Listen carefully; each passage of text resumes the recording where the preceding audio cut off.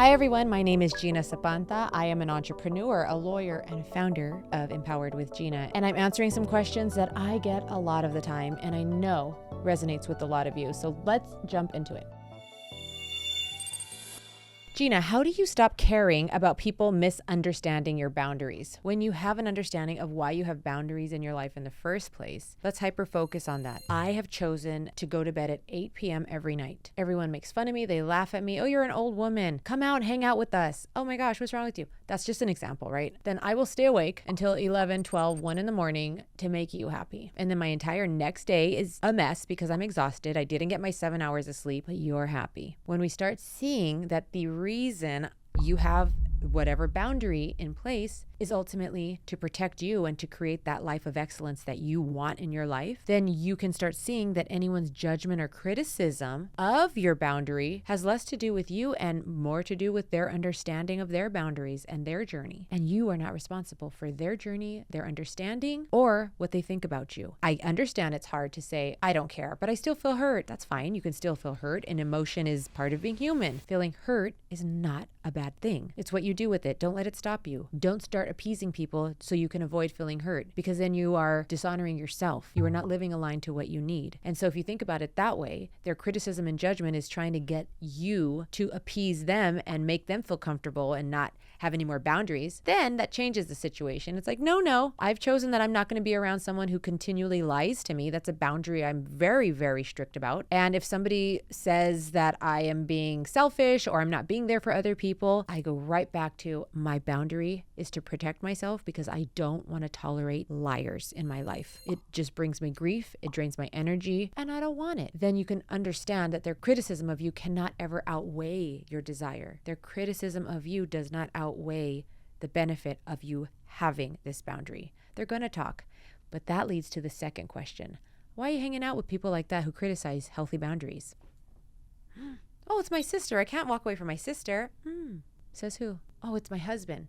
Oh, it's my mom. I can't do that. Why not? We know why not, because we've been conditioned to think we have to tolerate abuse from especially family. We don't. Okay? So understanding people's criticism has nothing to do with you if it's aligned and it's a boundary you want for yourself. Questioning the people around you who are criticizing you is the next step. Start weeding them out. Stop hanging out with certain people so much.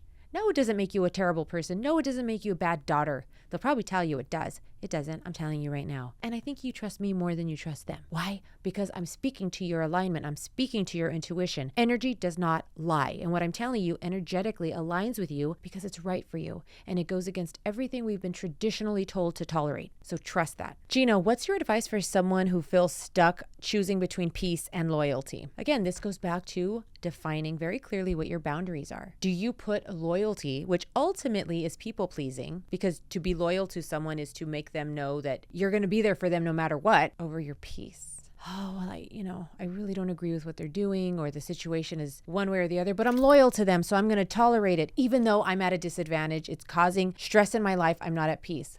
Really? Really? I know we were taught to tolerate that, but now we're at a point where we can unlearn that. And you are in the right. You are in the perfect position to say no. I love you. I wish you well. I will be loyal to you. But when it crosses the line and starts interfering with my wellness, my health, my peacefulness that I work so hard to make sure I have in my life, it's no longer loyalty. That's me being a doormat to you.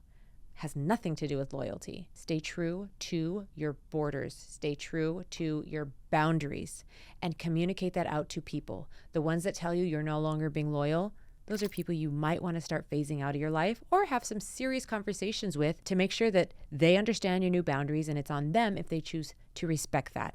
If they don't, nothing's wrong with you. You stay true to what aligns for you. You won't go wrong by doing so. I have a friend who only calls me when she's struggling but disappears when things are good. Am I wrong for pulling away even though she says I'm all she has? This goes back to the fact that we are not in charge or responsible for anybody's life but whose? Yours. Your own life. You showing up or not, sure, it'll piss people off or make people feel so great and warm and fuzzy inside.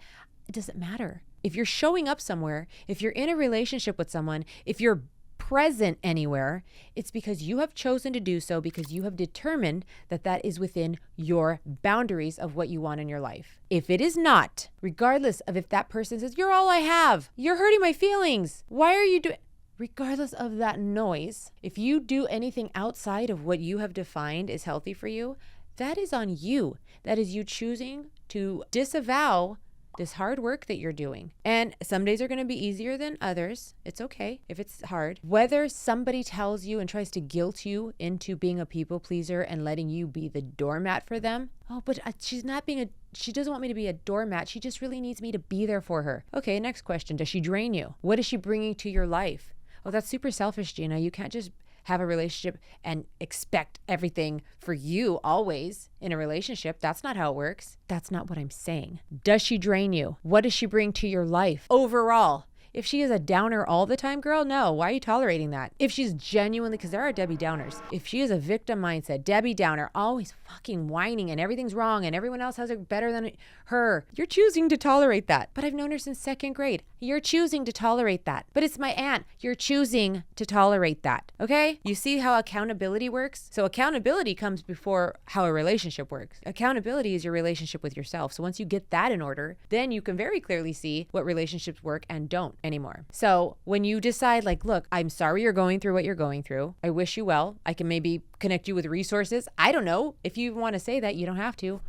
Or just pull away. It is not on you to be a doormat, to be the lifeline, to be anything else for anyone else who is not bringing something useful, valuable, energetic to your life, whatever it is, right? The people who do that, who do feed your soul, who feed your life, who inspire you, when they're going through a hard time, it's a no-brainer for you. You want to be there for them because that's a symbiotic relationship. They are going through a hard time. I love that person. I admire them. Other than this hard time, they bring value and goodness to my life. That's another story than this one friend who only calls you to complain, to whine, and to just like trauma dump on you. That's you picking up the phone. That's you showing up, and that's you tolerating it. You have the choice. It does not make you bad to say no to that. What's something people tolerate in relationships that immediately tells you that they don't value themselves as much as they should? Well, there's a few things that tell me that. If somebody does not have strong sleep schedule, that tells me they don't value themselves, not for anyone else in particular, but really that they don't value healthy standards in their life. Oh, I only need 5 hours of sleep, 4 hours of sleep, I'm good. Maybe, but studies show, it's clinically proven, sleep is medicinal. Sleep is when the white blood cells in all of the brain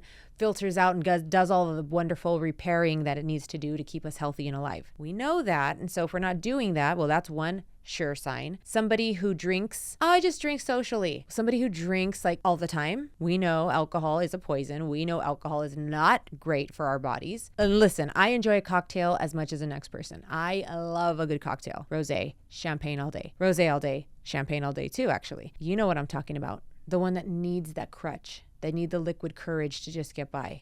It's not a judgment on them, but that's someone who I know is not doing the hard work. They maybe don't even know that they're doing it. They're so far in the whirlpool, or people that just aren't comfortable with having that uncomfortable self-reflection of like, damn, why am I drinking all the time? 1 or 2 cocktails, fine. But the ones, you know who I'm talking about, the ones that just take it too far. I don't know those people anymore because I won't tolerate that in my life. If that's what they want to do, I'm not responsible for them or their decisions. When they want help, and if they want to not do that anymore, absolutely, I'd love to be there to encourage them. Otherwise, if that's the choice that they're making for themselves, I don't want that in my life. I don't want it around me. You are who you hang out with. So I choose to keep that away from me. Maybe you're going to choose something else for yourself. It's up to you and it's up to me. And it's really not a judgment call on whatever you decide. Another thing I see and I hear constantly where I know people are tolerating toxic behavior that they probably don't want to be is with family. Because of family, they show up. Yeah, I get it. That's a lot to unpack because it's life, it's family. But the ones that keep showing up because they should, the moms that drag themselves ragged, showing up for their kids, doing it all. Those are the ones that I know like, wow, they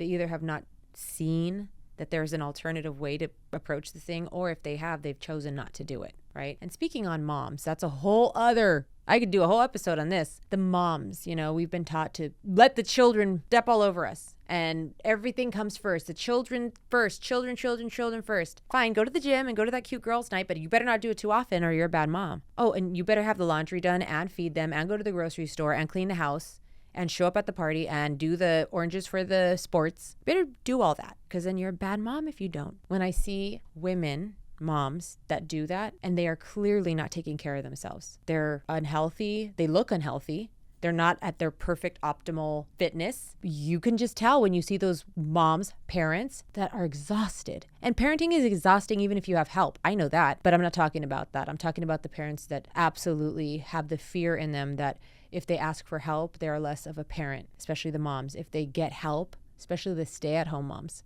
if they get help, then they are cheating. I'm a stay-at-home mom. I should be doing it all. And believe me, the family and society will channel that to you, and they will make you feel bad. But it is on you. Define what boundaries you want in your life. What do I want my life to look like? I want to be a present mom, but I want to be a healthy woman. I want to feel good about myself. I want to look good when I get dressed. We all want to look good. Stop that. And it's human nature to judge a book by its cover, whether you like it or not. And so that is an onion being peeled of how you're treated in life. You show up looking a mess, feeling overwhelmed, overworked, all the things. Yeah, you're going to be treated as such. And so I very clearly see that in those certain situations and more, but those are the more common ones. And ultimately, the best thing is everyone does have a choice to do something about it in their life if they want to.